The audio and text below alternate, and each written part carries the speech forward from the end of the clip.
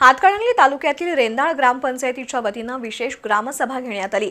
या सभेत पाणी पुरवठ्यासह कर वसुली, गायरानातील शासकीय भूखंड वाटप या महत्त्वपूर्ण विषयांवर चर्चा होऊन जोरदार शाब्दिक खडाजंग आणि वादावादी झाली। या सभेच्या अध्यक्षस्थानी सरपंच सुप्रिया पाटील होत्या। हातकणंगले तालुक्यातील रेंदाळची ग्रामसभा पार पडली। ग्रामविकास अधिकारी एकनाथ सूर्यवंशी यांनी विषय पत्रिकेचं वाचन केलं। 8 दिवसातून होणारा पाणीपुरवठा किमान 4 दिवसांनी करावा अशी मागणी महिलांनी केली।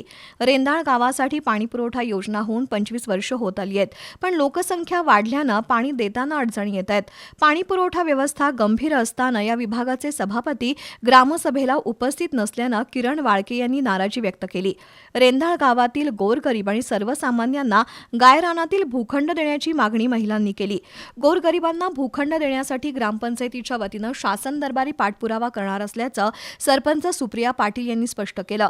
गायरानात भूखंड देतो म्हणून कुणी गोरगरिबांकडून पैसे घेत असल्यास तक्रारी करा, त्यांच्यावर कडक कारवाई करण्याचा इशारा सरपंच सुप्रिया पाटील यांनी दिला।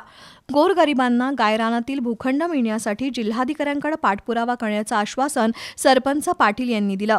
यावेळी उपसरपंच मुकुंद पतंगे यांच्यासह ग्रामपंचायत सदस्य आणि ग्रामस्थ उपस्थित होते।